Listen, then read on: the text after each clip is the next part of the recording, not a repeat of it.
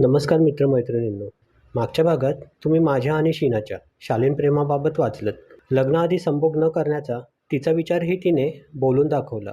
पण तरीही एके दिवशी आम्ही असे काही जवळ आलो आणि समोर काही घडणार इतक्यात मी तिचा हात माझ्या लिंगावरून काढत लग्नाआधी संभोग न करण्याचा तिच्या विचारांची आठवण करून दिली.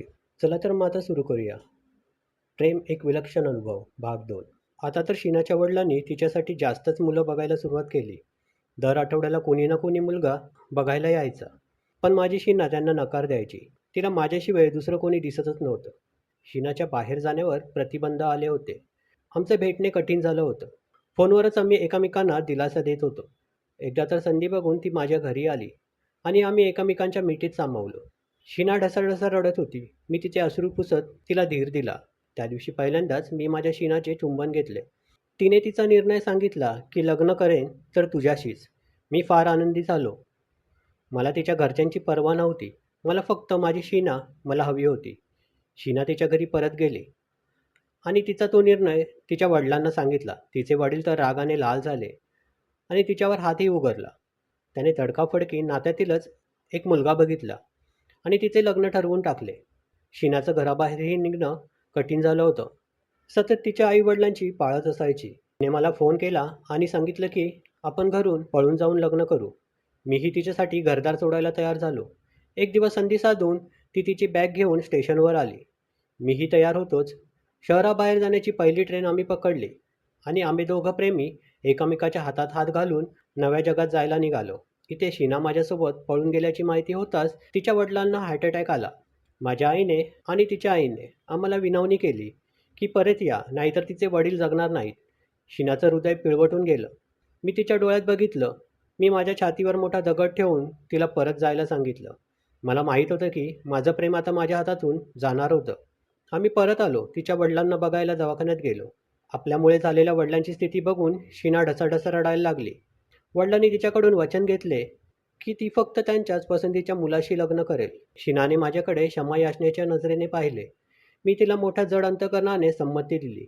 काही दिवसाने तिचे वडील बरे झाले. तिच्या लग्नाची तारीख जवळ येत होती. तिला माझं दुखणं स्पष्ट जाणवत होतं. काही दिवसांनी आम्ही एकमेकाला भेटू शकणार नव्हतो. एक दिवस ती तिच्या लग्नाची पत्रिका देण्यासाठी माझ्या घरी आली. घरी मी एकटाच होतो. आम्ही दोघेही एकमेकाला पाहून रडायला आलो आणि एकमेकांना घट्ट मिठी मारली.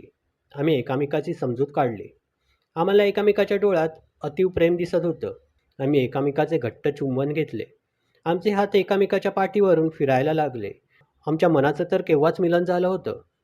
पण आता आमच्या शरीराचं मिलन होऊन पाहत होतं. माझी शीना म्हणाली, तुला आठवतं मी तुला सांगितलं होतं की आपण शरीरसुख आपल्या लग्नानंतर घेऊ आणि माझ्या शरीरावर फक्त तुझाच अधिकार राहील आणि दुसरा कोणी माझ्या शरीराला उपभोगू शकणार नाही. मी म्हणालो, हो शीना, आपलं प्रेम किती सात्विक आहे की आपलं पहिला संभोग आपण लग्नानंतरच करणार होतो. शीना, आता आपलं लग्न तर अशक्य आहे. पण मी तुला दिलेलं वचन आज पूर्ण करते. माझं शरीर मी तुला समर्पित करत आहे. लग्नानंतर माझा नवरा माझ्या शरीराला उपभोगणारच. माझा त्याला नाईलाज आहे. पण त्याआधी माझं यौवन तुला समर्पित करते. असं म्हणून तिने तिच्या ड्रेसवरची ओढणी खाली पाडली. मी तिला माझ्या छातीशी घट्ट कवटाळले आणि तिच्या अंगावर चुंबनाचा वर्षाव सुरू केला. मी तिचा ड्रेस काढून टाकला. इतक्या वर्षाच्या प्रेमाच्या बंधनातही आम्ही एकमेकांना कधी नग्न पाहिलं नव्हतं. तिने माझा टी शर्ट काढून टाकला. माझी शीना आता ब्रावर होती.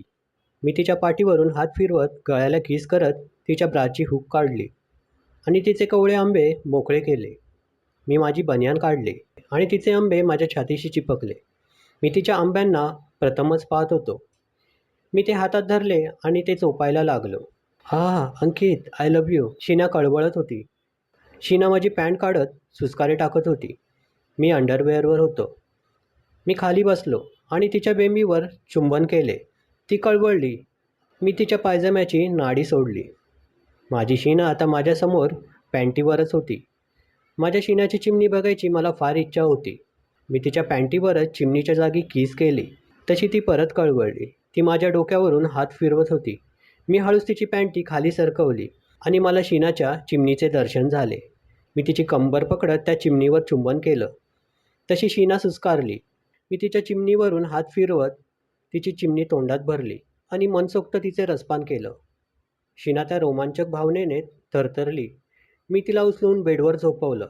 माझी अंडरवेअर काढली. मीही आता पूर्ण नग्न झालो होतो. मी तिच्या अंगावर झोपलो आणि तिच्या ओठाचे रसपान करायला लागलो. आमचे ओठ एकामेकात घट्ट बसले होते. इकडे खाली माझा बांबू शीनाच्या चिमणीवर घर्षण करत होता.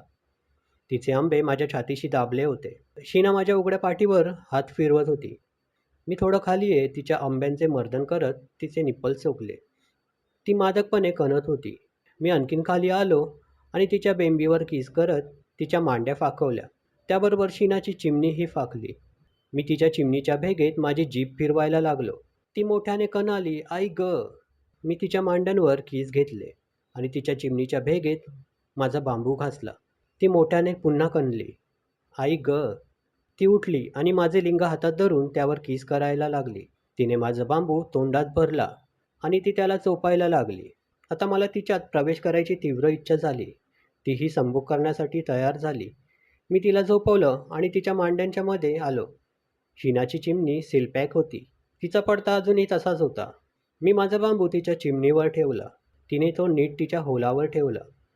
मी तिचे दीर्घ चुंबन घेत माझं बांबू तिच्या चिमणीचं पटल फाडत आतमध्ये टाकलं. शीना वेदनेने तडफडली. "आई गं!" तिच्या चिमणीतून रक्त वाहायला लागलं. माझ्या शीनाने तिचं सर्वस्व मला दिलं होतं. मी तिचे ओठ माझ्या ओठात भरले आणि माझा बांबू आणखी आत घातला.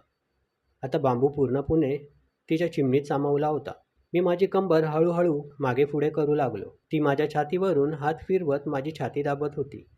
आमचा संभोग आम्हाला पती-पत्नी असल्याचं सुख देत होतं. त्यावेळेसाठी आम्ही पती-पत्नीच होतो. मी संभोग करण्याची माझी गती वाढवली. तिच्या टाईट चिमणीने माझ्या बांबूला अगदी घट्ट जखडून ठेवलं होतं. बांबू चिमणीचे ते घर्षण अत्यंत सुखदायी होतं. माझा बांबू सटासट आत बाहेर व्हायला लागला. तसं तिची चिमणी पाणी सोडायला लागली. ती अगदी मोठ्याने कणत माझी पाठ ओरबडत होती. मीही त्याचवेळी परमोच्च बिंदूवर पोहोचलो आणि तिच्या चिमणीतच तृप्त झालो. थोडा वेळ मी तसाच तिच्या अंगावर पडून राहिलो. आम्ही संभोग करून घामाघूम झालो होतो. तिच्या डोळ्यातून आनंदाश्रू वाहत होते. मी तिला शांत केले आणि तिच्या नग्न देहाला कुरवाळत राहिलो. आम्हाला एकामेकाला सोडायचं अजिबात मन नव्हतं करत. पण तिला आता घरी जाणं गरजेचं होतं. तिने आपले कपडे घातले. आम्ही एकामेकांना चुंबन केले आणि तिने माझा निरोप घेतला. काही दिवसांनी तिचे लग्न झाले. आम्ही एकामेकाच्या संपर्कात फोनद्वारे होतोच. ती माहेरी यायची तेव्हा आम्ही शारीरिक संबंध बनवायला लागलो. संभोग करायला लागलो. नंतर तिच्या वडिलांची बदली झाली आणि तिचं येणं जाणं थांबलं. नंतर ती तिच्या संसारात रममाण झाली आणि मी माझ्या. पण आमचं एकामेकावरील प्रेम मात्र अबाधितच राहिलं. चला तर मग मित्रांनो, कशी वाटली ही गोष्ट? लाईक कमेंट करून नक्की सांगा.